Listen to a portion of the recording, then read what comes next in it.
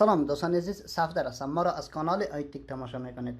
دوستان عزیز، امروز در این برنامه خود به شما یاد میدم که ما چطور میتونیم که فایل های خود را از کامپیوتر در گوشی، از گوشی در کامپیوتر وصل کنیم، انتقال بدیم بدون وصل کردن کدام کیبل. یعنی که هیچ کدام کیبل یا کدام چیز دیگه لازم نباشه، فقط وایرلس ما میتونیم که انتقال بدیم. به خاطر که یک وقتی میشه که شما حتی یک تا عکس هم که اگر از گوشی در کامپیوتر، از کامپیوتر در گوشی انتقال میدید، باید که با کیبل وصل کنید. اما ما به شما یاد میدیم که بدون کدام وصل کردن کیبل ما میتونیم که حتی امو ویدیو خود، هر فایلی که باشه، ما از کامپیوتر در موبایل، از موبایل در کامپیوتر ما انتقال بدیم بدون کدام کیبل. و اگر شما میخواین که یاد بگیرید، پس این ویدیو را تا آخر تماشا کنید.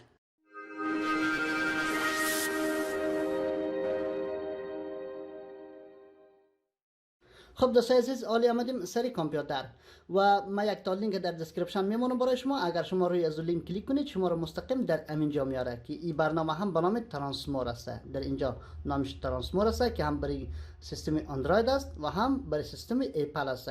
و این دو تا گزینه که البته این دو تا اپلیکیشن است که در گوشی خود شما اینستال میکنید.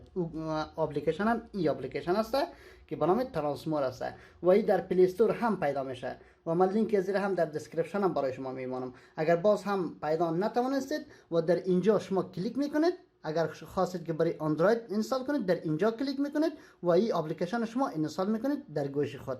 و اگر برای سیستم اپل بود، در اینجا شما کلیک میکنید و از اینجا شما میتونید که در سیستم اپل هم در گوشی آیفون خود شما اینستال کنید.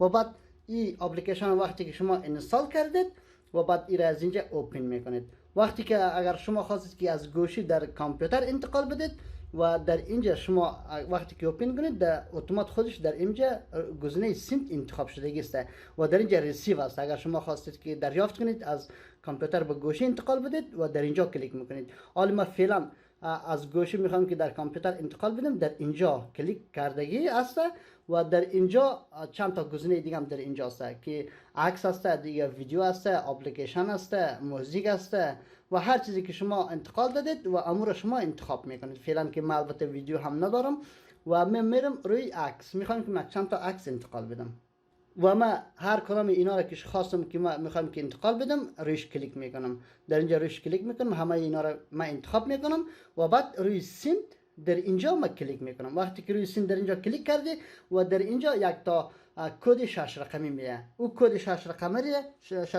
را در اینجا نوشته میکنیم. در اینجا ما نوشته میکنم که 383 است 965. وقتی که در اینجا نوشته کردم و در اینجا گزینه دانلود در اینجا ما کلیک میکنم و این حالی شروع میشه به انتقال دادن. نگاه کنید که در گوشی من در اینجا میگه که در حالت انتقال است و در اینجا نشان میده و حال ما صبر کنیم و در اینجا گفت که انتقال داده شد و در اونجا میگرده. نگاه کنید در اونجا میگرده و حال کمی صبر کنیم تا این تمام شود و این حال تمام شد و بعد در اینجا شما سیو میکنید که در کجا شما میخواین که سیو کنید. مثل که من در خود دسکتاپ ما سیو میکنم و روی سیو در اینجا کلیک میکنم و این سیو میشه در اینجا.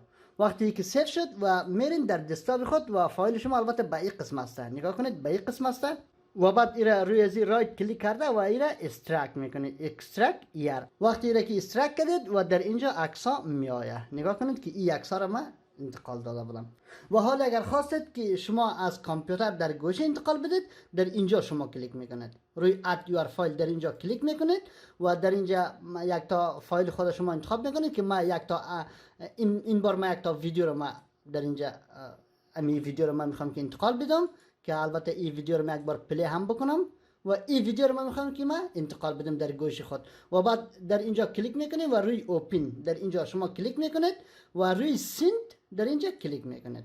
وقتی روی سند کلیک کردید و باز در اینجا 6 تا کد میاد و او 6 تا کد در اینجا اپلیکیشن باز کرده، در اینجا روی ریسیو در اینجا کلیک میکنید و این 6 تا کد در اینجا نوشته میکنید 060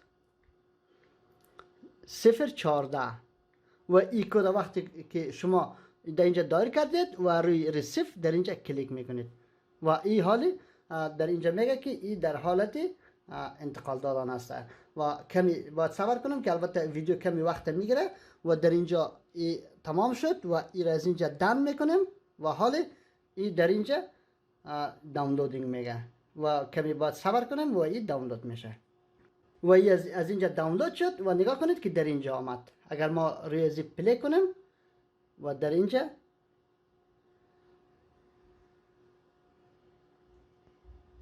امو ویدیو هسته که ما انتقال داده بودم. نگاه کنید او ویدیو.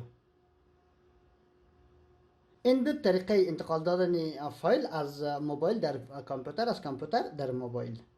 با تشکر از اینکه که ما را تا آخر همراهی کردین. اگر این ویدیو خوشتان آمد حتما ویدیو را لایک کنید، شیر کنید و نظرات خوبتان را در کامنت بنویسید و اگر شما دوستای میخواین که از ما حمایت کنید پس چینل ما را سبسکرایب نموده و علامت زنگ را هم بزنید تا هیچ یک از ویدیوهای آینده ما را از دست ندهید. تا برنامه های آینده، خدا نگهدار.